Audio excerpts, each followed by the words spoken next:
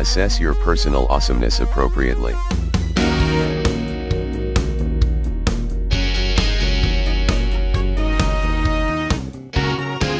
Alright, hey everybody, welcome to Star Trek Resignation, or what? No, Discovery Home Companion. Oh, yeah. Or is it? You know what this is. Hey, it's me. It's Wade. Wade Bowen with me, as has been the reg. We have Sean Parada. What's up? And Glen Hall. Howdy. Hey, and we're still talking about this Star Trek Discovery show, which season 3, episode 2. I forgot what this one was called, but hey, it was called Far From Home. Okay. One of the better Spider-Man movies. Oh, let's not get into that. Sean No, disagrees. false. It's a fine movie. it's bad. Yeah, Sean. haven't seen Sean it. has Fine. a lot of wrong opinions. Everybody. Nope. I guess we can get into some of those now. We can just jump into this. So this episode, I don't know if I want to do a synopsis, but this was the Burnham Free. Let's get back to the crew episode, right? Yep. Yeah. And does anybody want to give a synopsis or just tell us your thoughts about it?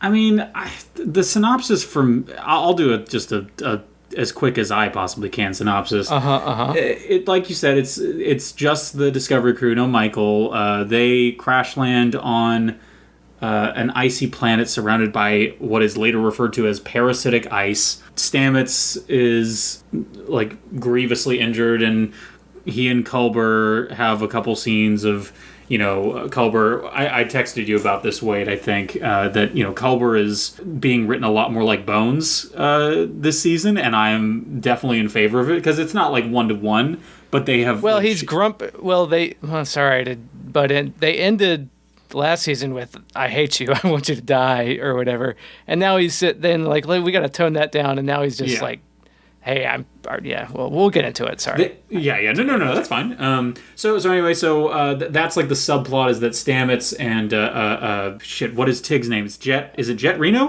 Just call her Tig. Just call Get her Tig. through the synopsis. So anyway, Jet and Stamets are on drugs and trying to fix the shields or whatever, and then Tilly and Saru go off on an expedition to try and trade dilithium for help repairing the ship, and they get caught up with like a local like slumlord of some kind who looks like Tim Heidecker's character from I Think You Should Leave, the jazz guy from the charades. Sure. There's a whole thing where like they know that they're the USS Discovery, and Saru and Tilly try and bargain with them, and there's like aliens that are afraid of the slumlord and try to bargain with them separately, but then the slumlord kills one of them, and eventually Georgiou sneaks off the ship and helps them get rescued. I won't go as far as say that she rescues them, because she gets caught immediately and gets shot several times. And It was all part of the plan. All part of the plan. Yeah. I guess so. But You're a dingus. You're not allowed to do the synopsis anymore. All This right, sucks. yeah, like, okay, Look, just get through it, man. this is I'm brutal. rubbing my hands together. Oh my god. This Look. is worse than the episode. Hey, Oh, fuck man, off. okay, all right. Would you Let rather him finish, and I got some words. I'm just trying to get through like the big points. No, you're not.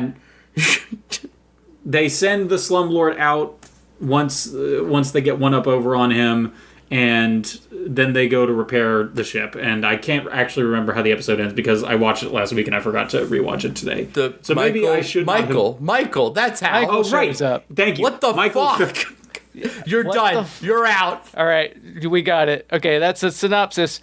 So, and then Sean, you hate... So it sounds like both of y'all are kind of didn't like this one as much, which... As you can see, the information of this episode left my brain the moment I stopped watching it.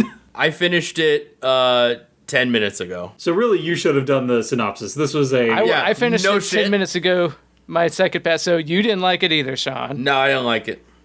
All right, so this is me rubbing my hands together. This is like some classic You liked Kickers it. of Elves. You liked Y'all are it. fucking idiots. This is like... This sucked. This was just good. They're finally writing character first. They know who these characters are, which they haven't had that for this whole, and they finally have like they can tell a story that does an episode that cares. I don't know. I like this more than the last one because I don't really care for. I was like, give me the Michael free stuff. I don't need Michael anymore. Well, let me. I just want to clarify my reaction. I don't think I hated this episode or anything, but like again, clearly it did not leave like a super indelible impression on me. Because I agree with you, Wade, that I'm looking through my notes now and jogging my memory. There were things I liked. I like the Saru Tilly scene. We always like Michelle Yeoh, of course. They are still going for the Death Stranding vibe very hard. How so? I mean, the programmable matter. Yeah. The programmable matter was like the programmable matter is them doing Star Trek stuff, but like 900 years later, what can you do that's better than a replicator? Programmable matter. That worked for me because like you have to show that it's better than 800 years ago, the last time we left Star Trek. I like the details of details. I don't like the broad strokes.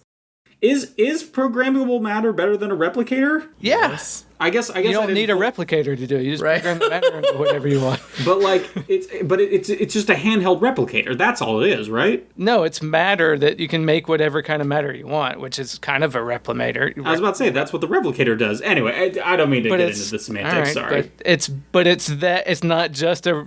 No, you're right. You're right. Do you not think a portable transporter is better than a transporter? No, you're right. You can take it with you. The portability. Cell phones are better than landlines, Glenn. Yes. You can take it with you. Look, I'm not arguing. I'm just clarifying. What Sean lecturing me on Star Trek minutia? Get the fuck out of here. No, just like life minutia, I think. I mean, I don't like the first time I watched this show, I was like grinning ear to ear because they were finally writing character first instead of writing plot point to plot point and having that be what it was. Like, and they took time for. Maybe I just really want to like this now, but I think I agree with what you're saying. I liked the characters more now than I did all of last season. I don't know. Tilly still annoys me. Sure, but like. The whole thing just felt very rote to me. I don't know, like, that's it. It's just the usual, like, they get there and I'm like, all right, the ship's broke. And he's got to figure out how to be Cat. And I'm like, yeah, all right, like, I get it. They got to fix the ship. And he doesn't want to fit. And she wants to go out and fight. I don't know. Maybe it's good. Right, well, like, yeah, they sewed up, like, that's... Yeah, it was a Star Trek plot where they crash land on place and they have to figure it out. Well, I don't know what Star Trek is, so it's an adventure plot. They crash land and they got to figure out what to do. I mean, what did you? But they and actually, you know what? I realized I missed a potentially big wrinkle in the summary is that they are really telegraphing a season arc that Detmer, the lady with the 7 of 9 style, like, cyborg implant, is almost certainly possessed by control.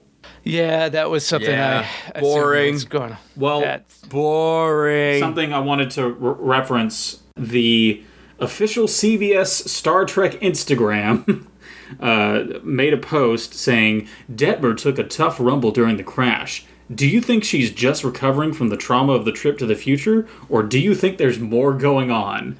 Which is, I've never seen a show like try to really telegraph something quite. Well, like that's the Instagram telegraphing something. I mean, the show did a pretty good job of telegraphing. Yeah, exactly. Like, but like the she fact gets that to med bay and they're like, you don't have a concussion when she's acting like she has a concussion. So there's something going on. Obviously, she's possessed by control or whatever. Yeah, which I guess that does negate boring. It does negate the stupidity of why they went to the future when control was seemingly destroyed. Right. They say in the cold open, the information is mixed with the ship. We have to go to the future. That it's ball that they found or whatever, like, merged with the sphere. ship. I forgot about the sphere. Right, which I would love to just forget all about that, and especially forget about control. Right, I don't want control. I don't want control. No. That's why I loved when Michelle Yeoh comes on and says, like, you got some of Leland on your boot. And she's like, well, someone had to make sure he was dead. Like, that's... Right, like, great, show, do it. Make sure he's dead. He's dead. It's dead. It's gone. Yeah, I didn't need the guy viscera. in the hazmat suit clean it, scraping up pieces of them, and Tig... has the she's like, my name's Jean, and she's like, I've already forgotten that. I loved that. I wrote that down. I like that a lot. Tig's great.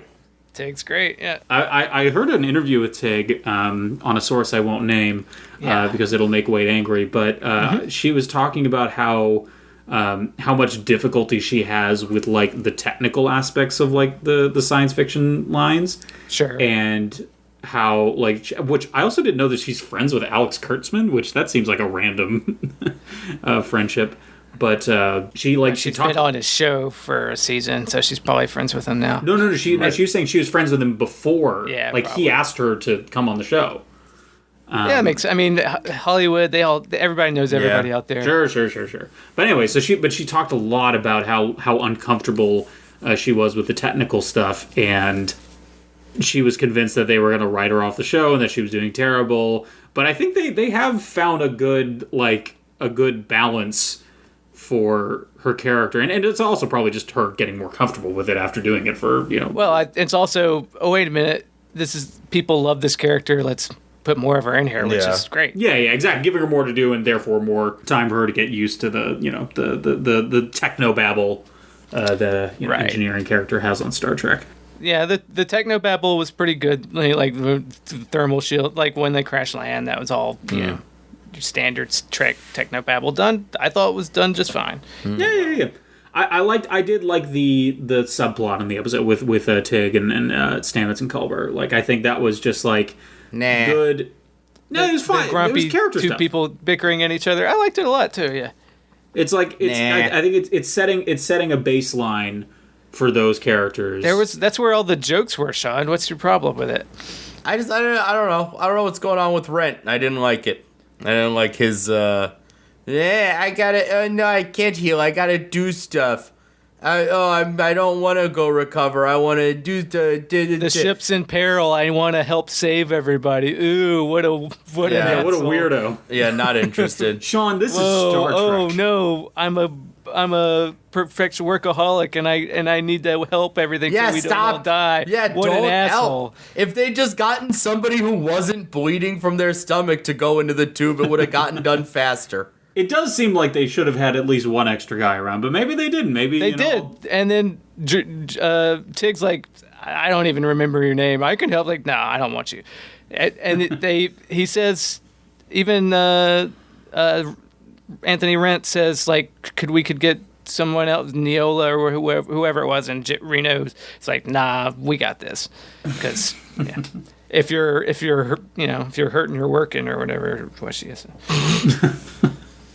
Yeah, no, but I liked it. And again, I like Culber in particular being written as more of a grumpus. And again, to me, it read as like, oh, they're giving him like a little bit of that like Bones McCoy energy. A little bit. I mean, a little bit of it's like, because he has the line, "Are you punishing me?" And he's like, "Yes." Because at least from the last season, he's mad at Paul, but also he doesn't want his his husband to die. So I was about to say, lest we forget, like the dude died and like went through a weird mushroom resurrection process. Right. So like he quite understandably has some shit to work through. But I'm also not opposed to them sort of just breezing past that and like getting them back to a sort of the like. Will they? Oh, the emo. Oh, I can't love you anymore. Stuff was like just exhausting. So just boring. Like, just have them. He almost died. I'm still mad at you, but I'm glad you're alive. Right. Here we are. Yeah. It's like this show, and we've talked about this many times across our various sub podcasts. But like New Trek would benefit so much from just adopting. It doesn't have to sacrifice season arcs, but like if it just adopted a more episodic approach to like character stuff, where it's like get them to a status quo that they don't necessarily always have to return to, but at least establish it. I think that's maybe the problem, is that they have these short prestige 10, 12, 13 episode seasons, and it's always moving the plot forward, and like we haven't really gotten a chance to know these characters. And that's something that worked so much better on Lower Decks, because it was that sitcom format where it's like, yeah, here's what these characters are, here's the status quo they like will usually return to, but even then they were able to, deviate from that. All shows should be Empire, because Empire would introduce like the biggest plot device. Like, they would introduce something like Control, and then an episode later, handled, done, resolved, and they're moving on to the next thing. And it was the best. That was kind of my problem with season 1 of Discovery. They tried to have it both ways. And instead of having a show about the Klingon War, which they said this whole season is about the Klingon War, they never dealt with the Klingons. They had an episodic thing and it was, like, if you did it well, it would have been fine. Right. Yeah, exactly. And this episode, I mean, I liked because they spent time on the character stuff, but also it was pretty well encapsulated into this episode. They crash land, and by the end of it, they're out. They finally know how to tell a story without just going from plot point to plot point. There's twist. They work with the character stuff. They go to the the bar with the James Spader guy. He had real James Spader energy for me. Yeah, I guess so. I think people in the Discord recognized him from something. I think that is some actor from something. But yeah, I mean, not just James Spader. He's not James. I know it's not James. I know. The energy he was given was that creepy, quiet. Yeah, no, it's fair. Right. The jungle cat like menace of a of an old weird looking dude. Yeah, right. Yeah. Exactly. So. And then you think they're setting up like, oh, he's going to be like a big bad of the series. And then Giorgio shows up and gets captured or whatever you said in the synopsis. But like they set up, this is the guy that's going to be the big bad. And they're like, she comes in and is like, fuck that. He's a chump. And she just totally, and it's a twist that worked for me. This episode had a flow to it that the other seasons of this really haven't, that works for the most part for me. That's funny. That didn't read as twisty to me. I liked it. Like, I liked that he was handled, but I guess I sort of like I read it as that was going to be all along. But yeah, that's interesting. Yeah, I mean, and they let him go at the end, so he's right. He'll be back at some point. But he's not like no, he's not Control. Yeah, he's not. Or if they're like, the show has prestigiitis. If they're trying to like Walking Dead it, speaking of Sonequa Martin Green, where he's like a Negan character or something, like he might be that kind of bad guy that's lasts longer, but he's not like the guy that we're up against with all the power, which is what they set him up as. Like, she's like, no, you're, and then, I was Emperor of the Universe. You're just some like guy in a Western. I can take out, and then they hand so she's dealt with fine. She's like, oh, I like to jump from universe to universe now or whatever. I don't know. She's always been fun, but yeah, so whatever, it's fine. Well, she is a fascinating character that I am. I think I said this on the Discord. So apologies for repeating myself, but I haven't heard it. Yeah, most people, a lot of listeners aren't on the Discord. Yeah, Glen. There's lots of listeners. So sorry, apologies. I was going to say she's a really interesting character that I'm terrified they're going to do nothing with. Well, they're giving her own show, right? Well, yeah, or are they? I don't know. Yeah, I mean, she'll hang around and be the heavy, and she'll be the foil to Saru for as long as that's interesting, and then she'll take off. And that scene I actually really liked, the scene where her and Saru kind of have that standoff. That was fine. And gotta say, loved Saru. This episode was really good. Saru was like, for all my bitching, like, the show doesn't know what Starfleet is other than platitudes. I realized watching this, like, this episode, especially, Saru is like we're the Federation, we don't do that, to Giorgio's like, let's just fucking kill these guys, foil, But then, like, I realized, like, there hasn't been a chance to actually show what the Federation is, partly because they don't interact with anything new. They interact with other Federation stuff or Klingons, which are already established in what they are to Star Trek. And so he's the only, when he's like, oh, we can't fuck anything up, and we can't kill these people, we can't do our justice ourselves, we have to it's up to you to do it because he's your problem, we don't interfere except to help. So he's set up to do that. And whereas the old Saru was just weak and just scared all the time, they let him, like, when they crash land on the planet, he's like, hey, he's still got his kelpie sea monkey traits where he's like, we have to make sure that we're safe first so nobody go off exploring like you humans like to do. But at the same time, he's not totally weak because he's had his little evolution or whatever, where he shoots His spines now. his Pokemon evolution. So, he can shoot spines out of his head now, which I don't think was a thing before. That was totally a thing. That was Really? I totally forgot about happened. that. Yeah.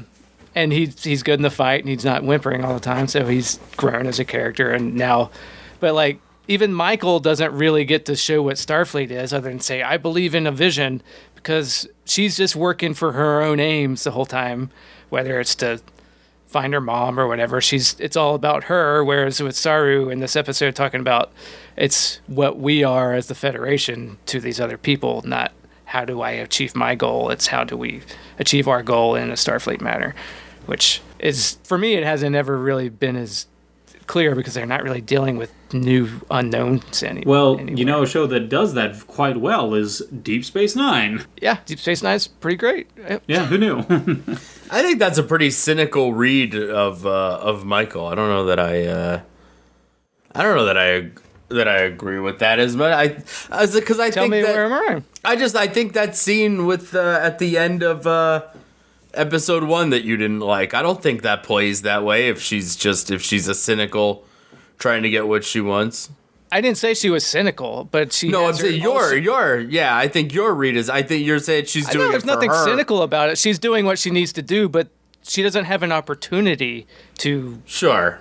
reflect those ideals. It's not that she's a cynical, but there's no opportunity for her to espouse anything of what Starfleet means and when interacting with other species or other than to say it's a vision and we have to protect it. It's like, yes, I get that, but what are you doing other than, you're stuck, you're by yourself, you have to find whatever. Well, she's talking to a slightly overweight man in a starbase. Like she's not doing I agree with you.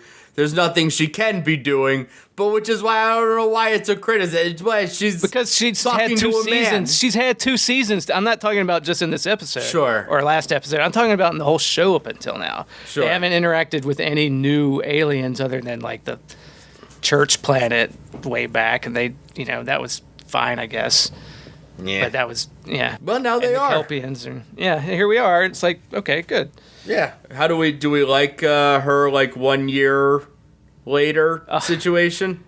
Yeah, I think that's a good move. I mean, having a time be span, I thought was a good move, but like at the end when, as much as I like this episode, at the end when they're like, should we attack or should we say hello? They're like, I don't know. It's like, of course, that's a no-brainer. Yeah, right. Like, who the fuck? I thought the exact same thing. It's like, why wouldn't you accept a hail first? Like, just right, the idea that even Giorgio would be like, no, let's just shoot them. Yeah, really? I don't think even she would like not see who it is first. Right. Like this episode had been doing everything right for me. Right. Like the things they did to raise the stakes were organic and made sense for the world. So which is like not there because my criticism in the last 2 seasons is like, we need to create tension. How do we do that? Let's just interject this thing and bend it in and force this tension in.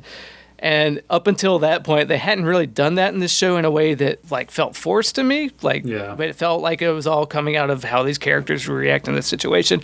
And at that point, they're like, we have to raise tension. Do we shoot or do we say? And it's like stupid. That's dumb. Of course you say hello. And so that was forced. That's classic Star Trek, is you accept the hail before the attacking starts. Yeah, it's a no-brainer. It's dumb to even question it. Like, yeah. It's that need to like resolve like Saru's journey through this episode. Like, oh, like, will he stick to his ideals or did Giorgio get to him? And will he just say, let's kill Michael right now?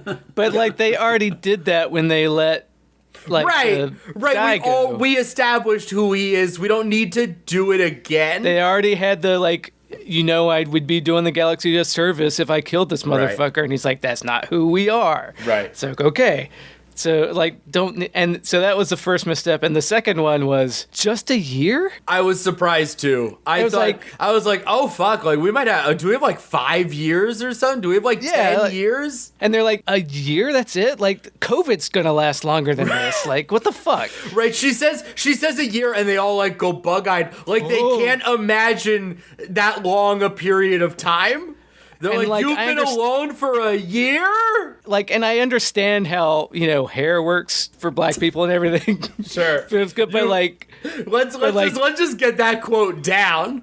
Wade Bowen understands how hair works. but like, there's for black people. She's got the short hair at the first one, then she's got the dreads and everything. So you're like, did she have time? Like, and so you think when you see her with the new hair, a space weave? Is that what's happening? well, it must have, where they can accelerate hair growth in the future or whatever. Yeah.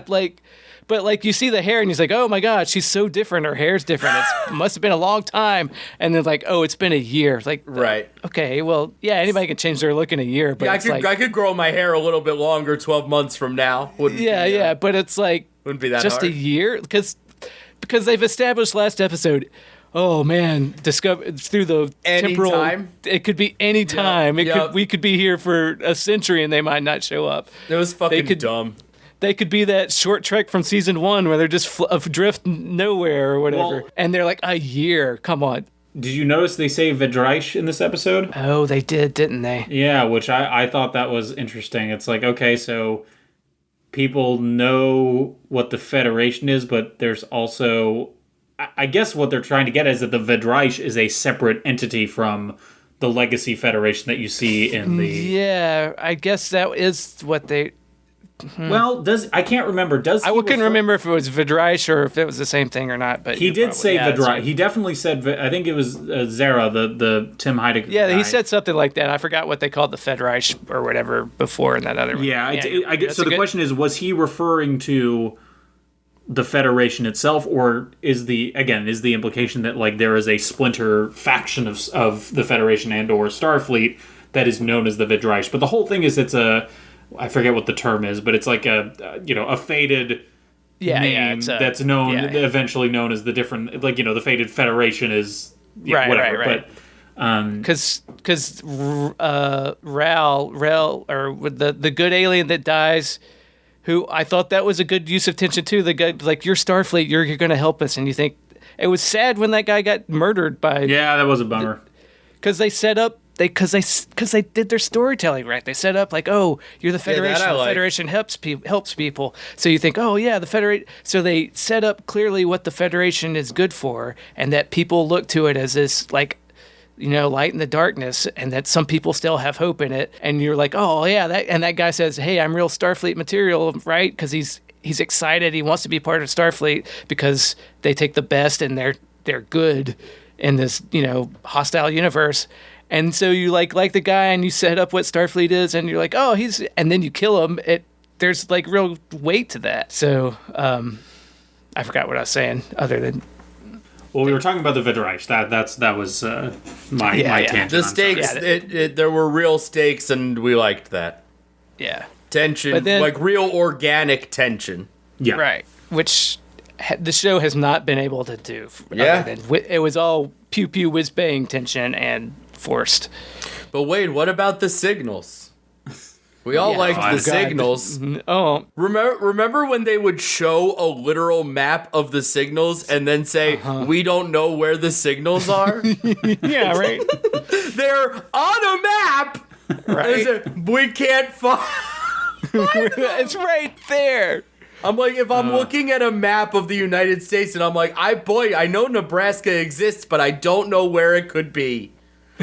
We know it's there. This gets into a naive hope that I have for this season, since they are 900 years in the future. Hey, Glenn, huh?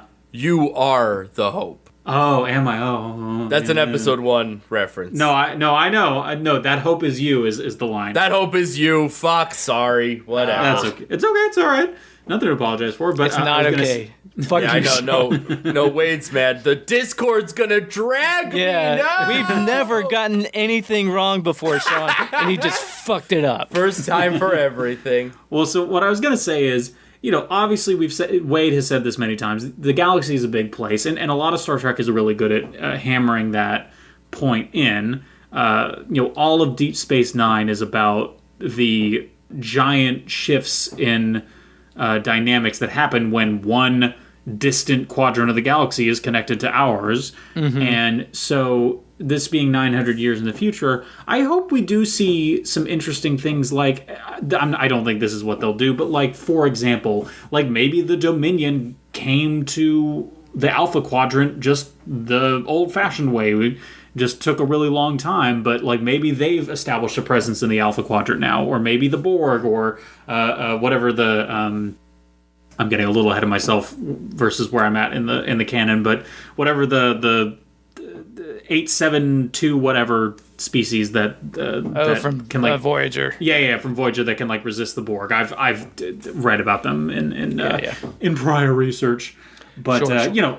There are either existing things in the galaxy that we know are out there, or just the fact that the galaxy is big, like something else could come up. And I just hope there's an opportunity to bring in interesting sci-fi concepts and not just be like, it's the same stuff that's there, but it's Death Stranding. Well, as the it background. seems like it seems like they've really shrank the galaxy down because one, they have to Death Stranding all the waypoints to rebuild the Federation. Right. But then they say in this episode, you know, like, and also dilithium, they kind of do a little bit of world building or whatever in this episode where because without the dilithium, people can't get anywhere. So that's kind of what has built why they can't have this post-scarcity galaxy anymore, because Saru said something at one point about like, oh, and without the dilithium, you couldn't go to search for yourselves for what you need. That's right. So...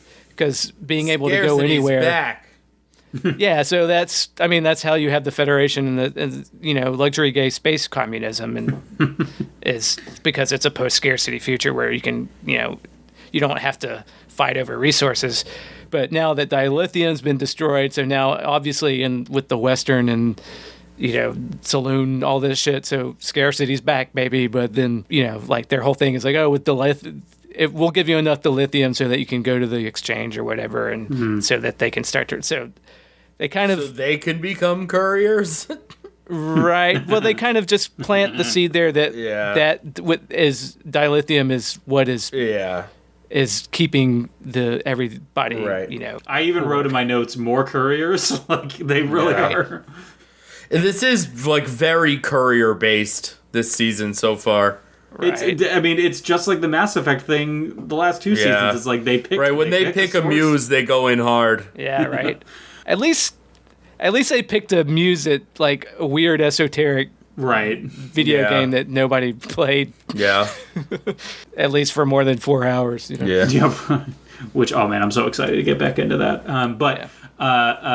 So anyway, I don't know. I guess I'm hoping for like a storyline where they come across like, I don't know, like a camp of like separated healed Jem'Hadar or something, like just some kind of indication that like this. You got your Lorian's last episode. I'm sure you'll get some more Easter eggs in there because something James like all media is Easter egg based nowadays. Yep. It's all about.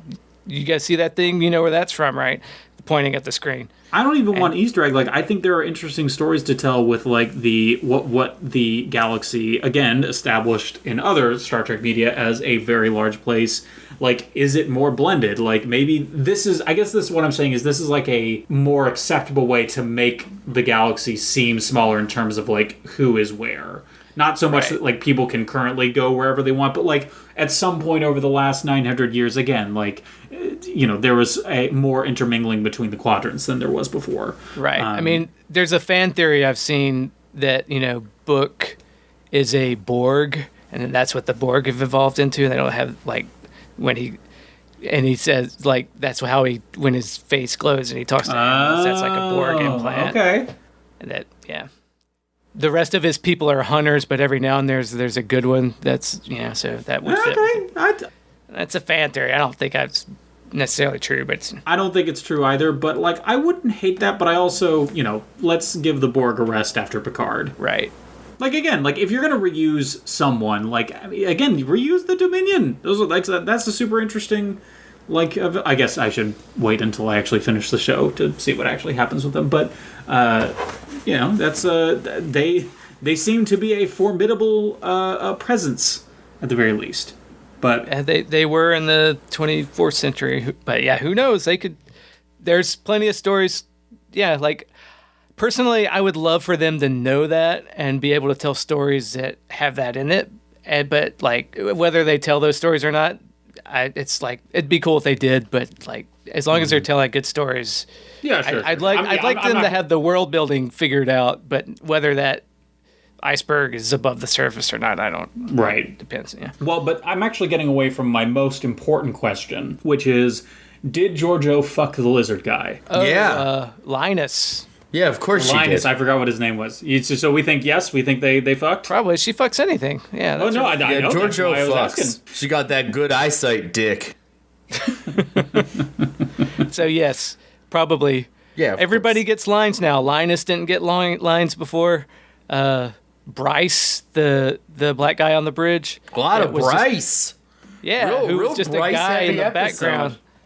Like everybody gets a little bit of character moment. Like Nan, which I had Yum. Nan. We had Indian tonight. But Hey. she gets a little like they even are true to her most idiotic lines from season 2 where she's like yum yum. Yeah.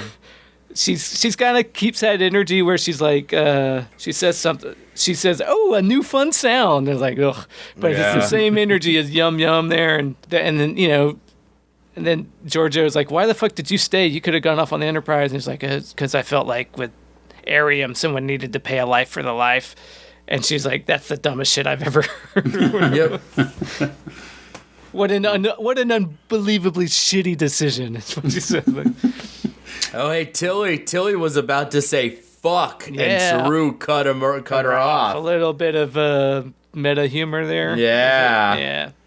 They can't say fuck on CBS. Yeah. They can. They did on Picard. They certainly. Well, she said. Yeah. Yeah, she said fuck before, and it's a callback Yes. to that. Oh, right. Yeah. Yes. Yeah, look, after having my memory jogged, I did like this episode. I think there were a lot of good things in it. So I don't want anyone thinking that I disliked it more than I actually did. I don't care what people think. I think there were a lot of good things in it. I didn't like it. All right, fair Yeah, I enough. mean, This is the one that I think confirms for me that I don't You like just don't like Star Star Trek. Trek. Yeah, I don't like Yeah. Star Trek. yeah. Well, I mean, the complaint I saw people making was like, it's not Star Trek. It's Star Wars now because it's like a Western. And yeah, Sure. No, this was definitely Star Trek. I know I I agree. didn't like it. If it was Star Wars, I would have liked it. That's why I like the JJ movies.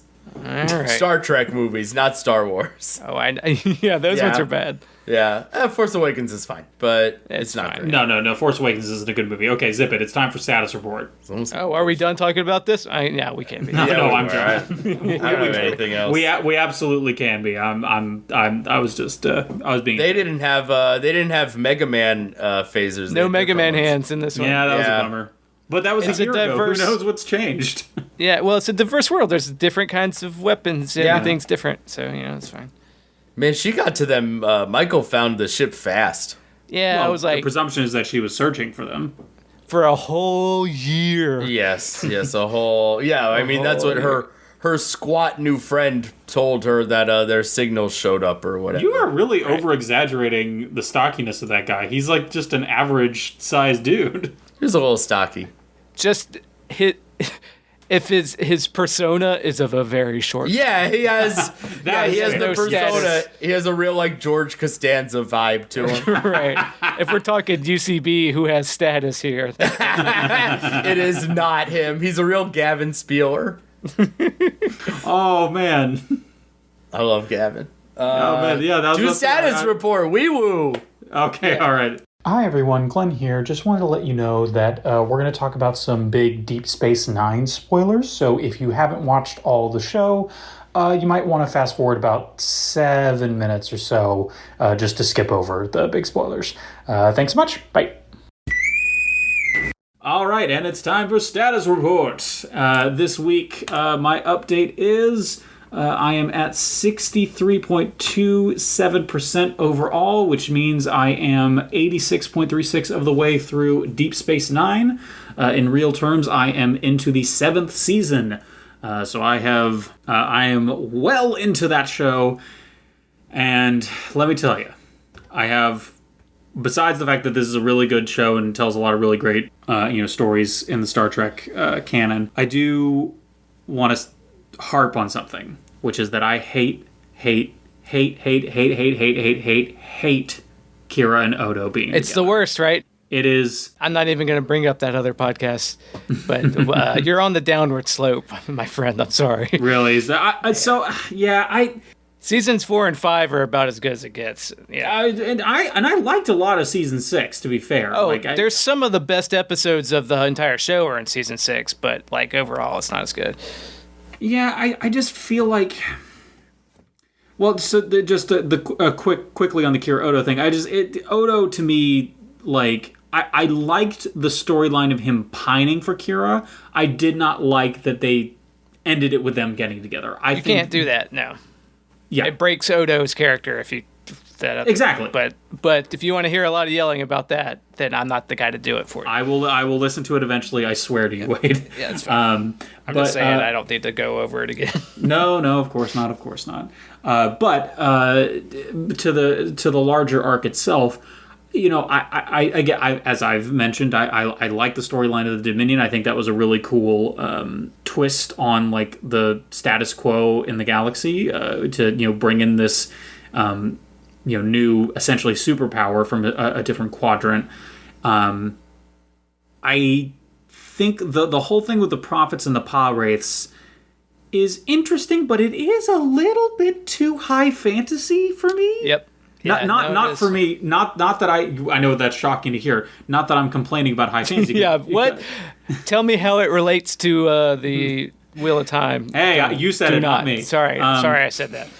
No, I won't go into it. So I'm not complaining about high fantasy in and of itself, which, because again, as established, I fucking love high fantasy. I can't get enough of it. But putting it in Star Trek, I'm not opposed to it, but like I'm wary of it. I'm wary of them kind of jumping that shark. It's not a good fit. Yeah, sorry to get in. If you listen to the other podcast, my big thing about it is that they try to be so pat themselves on the back about how we're dealing with religion, but they're dealing with the religion in a way that people that don't understand religion do, and it's not good. Yeah, and the thing is, I think if they had stopped at the prophets and the Pa Wraiths being some sort of feuding groups that we just didn't know much about, like again akin to the Q continuum or the Organians or whatever, all the godlike races in Star Trek, like that, I think that would have been okay. But where they're starting to lose me a little bit is the whole thing of Sisko being predestined to be the emissary, and like the prophets. Maybe this turns out to be something different, but like as of the second episode, the storyline is that Sean is that the main character. Well, let's just say, in the interest of also not rehashing another podcast, let's not talk too much over it, because some listeners of this may not have watched DS9. That's true. I'm sorry. I should. I'll put in a disclaimer before I start talking. That big spoilers for Deep Space Nine, for those who have not watched it yet. But overall, like. I'm wary. I'm wary of the 7th season, but I like all these characters. Like, so even with the Kira Odo stuff, like I can tolerate it because I like those characters. I think Odo. I've said this many times. Odo is a fucking fantastic character. Rene Auberjonois is just sublime in the role. He's fantastic. The disappointing thing is all the things that they could have done and that they didn't. Yeah. The what ifs or what break my heart about the last 2 seasons of Deep Space Nine. Yeah, I think that probably is where I'll land too. And Quark, of course, also. Quark, a dark horse for me. Rom, big Rom's fan of the best. Rom's amazing. Love him. Like, I love the storyline of this Ferengi who is just. He quotes straight from the Communist Manifesto. It's great. Yeah. Oh my God, the unionization episode is fantastic. Yeah. And as someone on the Discord has mentioned, what's his name, Jeffrey Combs, Star Trek All-Star playing 4,000 roles. But I think my favorite of his roles is Brunt, the nemesis to Quark. Right. But anyway, Deep Space Nine is great. Love it. I am excited to get on to Voyager, and then after that, just one more show, and I'm done. Again, I'm not good. great. You do it at your own time. You don't have to rush. Nobody's making you rush. I will, but I can make a promise here. By the next time we record, I will have finished Deep Space Nine. You don't have to promise me. I know I don't have to, but I enjoy making that promise. I don't enjoy hearing it. I was talking to Sean about this before we started recording officially. Like, when I am, like, marathoning or binging something, like, I did this when I went through all the Final Fantasy games earlier this year. Yeah. Like, I get to a point, like, 4/5 of the way through where, like, even if I like it, I am very eager to finish it so I can move on to the next one, to, like, cross. I love crossing stuff So you off don't the enjoy things anymore because it's just a chore that you have to do. No, I don't. I understand. I understand. Thankfully, I need it's, to. I would like to go do a Voyager rewatch, but I just don't have time to do it because yeah, no, that's fair. That's fair. Whatever. Sure.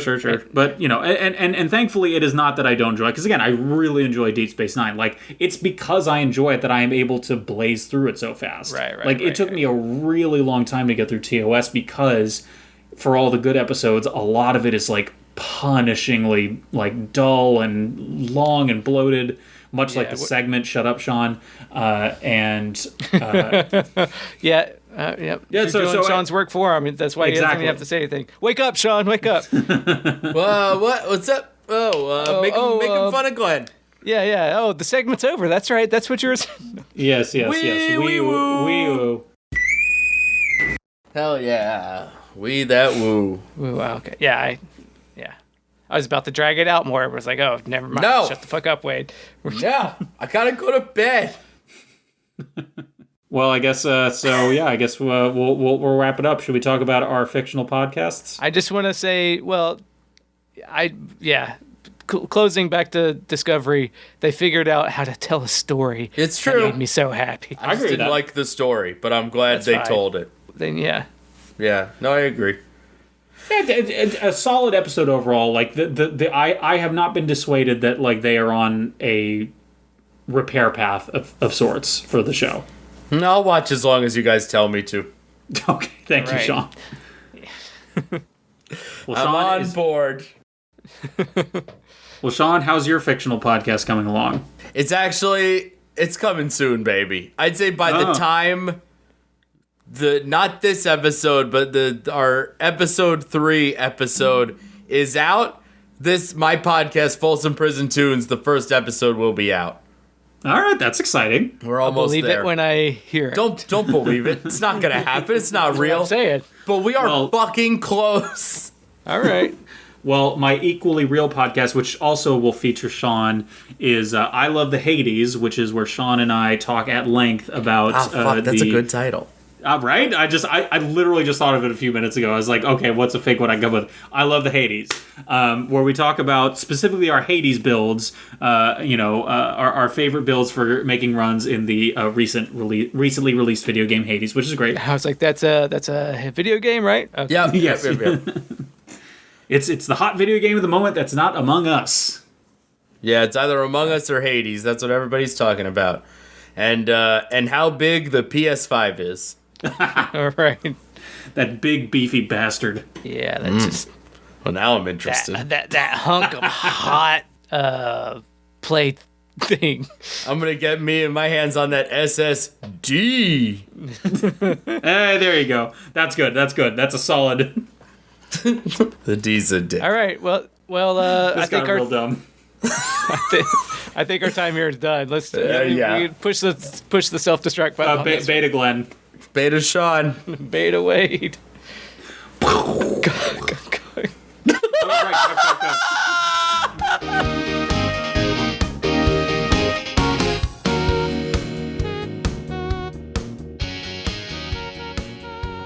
So it's beta name, cuck. Cuck. Oof. It doesn't have to be. No. I feel like we've been trying to get away from it, but you keep sneaking that cuck in there. Yep. Which, again, is fine with me. I love it. Right. We already established you'll do whatever I tell you to. Yeah. Yeah, I mean, I don't like Star Trek. I don't know why I'm here. Well, for any Kickers of L's podcast, we at least have to have one person who hates Star Trek by the end of it. Happy to represent.